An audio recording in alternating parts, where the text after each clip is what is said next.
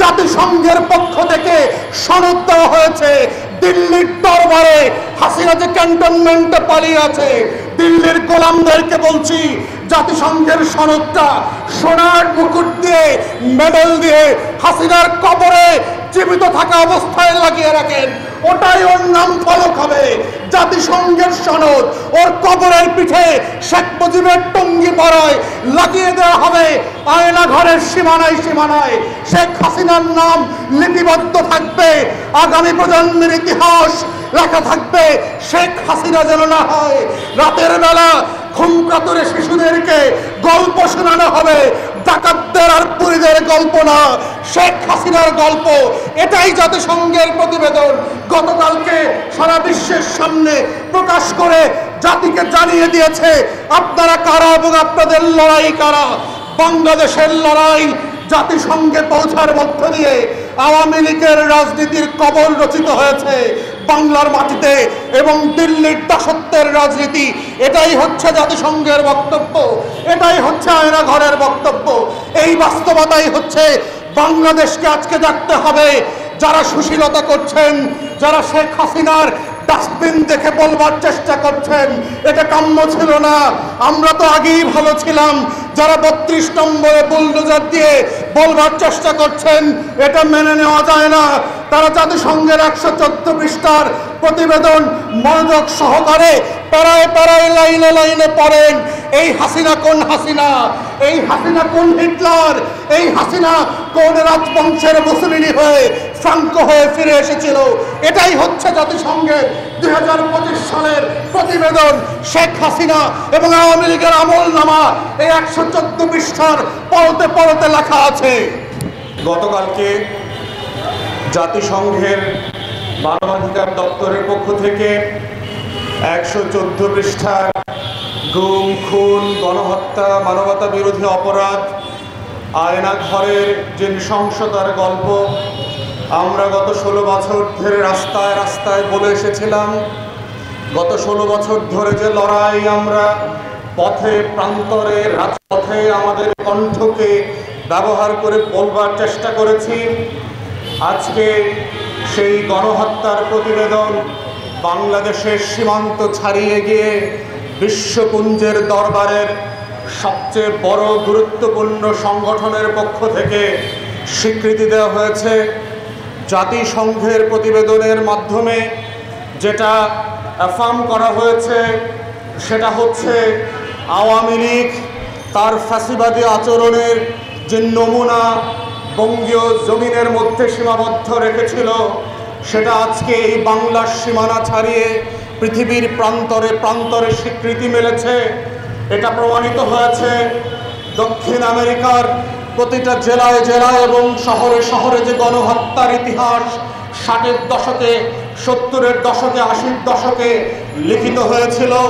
আফ্রিকার কঙ্গোতে যেই গণহত্যার গল্প আমরা 80 এবং 90-এর দশকে ইতিহাসের পাতায় পাতায় পরতে পরতে মিলিয়নের মিলিয়নের সংখ্যায় পড়েছিলাম, বাংলাদেশের সেই সীমান্তগুলো আজ কঙ্গোর সীমান্তে পরিণত হয়েছে।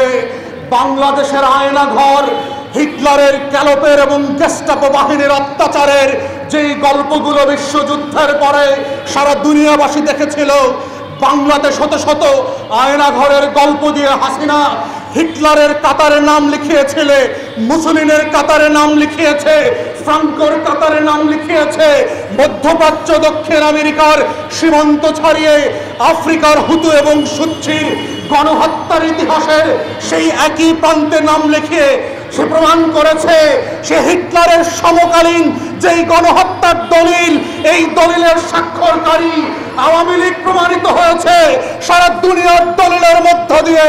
এটা ফাঁসিবাদের বাংলার সংস্করণ, এটা হিটলারের বঙ্গীয় জনপদের সংস্করণ, এটা নতুন বাংলার মুসলিনি, এটা একবিংশ শতাব্দীর ফ্রাঙ্কো আবার মনস্টার হয়ে বাংলাতে ফিরে এসেছে। এই হিটলারের নাম হচ্ছে শেখ বংশের হাসিনা, এই হিটলার হচ্ছে একবিংশ শতাব্দীর মুসলিনি, এই হিটলার হচ্ছে বাংলার জমিনের ইতিহাসের পলায়ন পর বেগম লক্ষণ সেন, যার পরতে পরতে পরাধীনতার ইতিহাস লেখা আছে।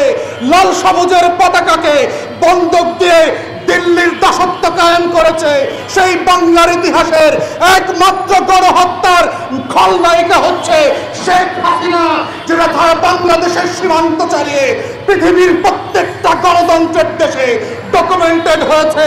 2024-এর 5ই আগস্ট বাংলাদেশের একটি নতুন সূর্য উদিত হয়েছিল।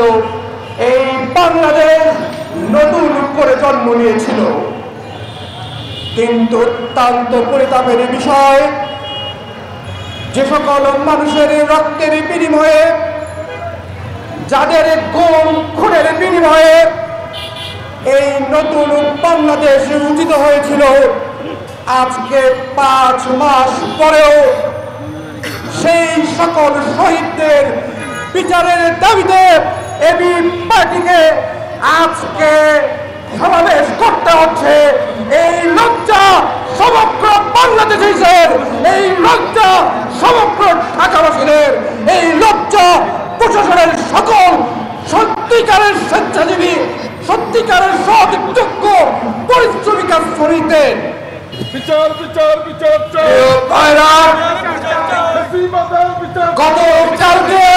চাই।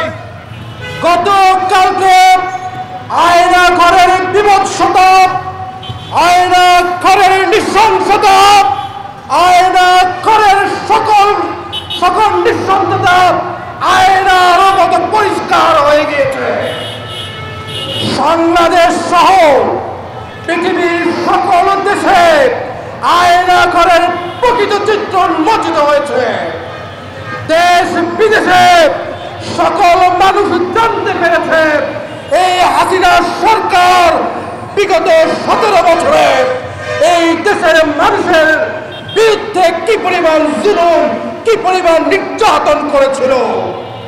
আজকের এই সমাবেশ থেকে এবি পার্টি স্পষ্ট করে ঘোষণা করতে চায়, এই গুম খুন কিংবা আয়না ঘরের সাথে যারা জড়িত আছেন প্রত্যেকের বিচার না হওয়া পর্যন্ত এই তত্ত্বাবধায়ক সরকারের অন্য কোনো কাজ প্রাধান্য পেতে পারে না। এই তত্ত্বাবধায়কের সর্বপ্রাধান্য কাজই হচ্ছে এই আয়না ঘরের সঙ্গে যারা জড়িত, গুম খুনের সঙ্গে যারা জড়িত, তাদের প্রত্যেককে বিচারের আয়তায় নিয়ে আসা। এরপরে নির্বাচন, এরপরে অন্য সকল কিছু সংস্কার। প্রথম কাজই হচ্ছে এই দোষরদেরকে বিচারের আওতায় নিয়ে আসা। প্রিয় দেশবাসী, আপনাদের কাছে আহ্বান করতে চাই, বছরের পর বছর এবি পার্টি রাজপথ থেকে জনগণের অধিকার আদায়ের জন্য সমাবেশ মিছিল করে আসছে।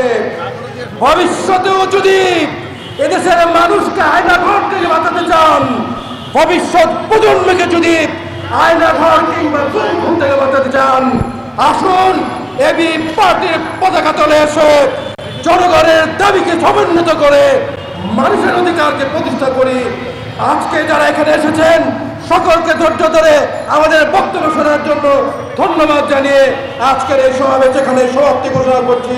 খোদা হাফেজ। বাংলাদেশ জিন্দাবাদ, এবি পার্টি জিন্দাবাদ।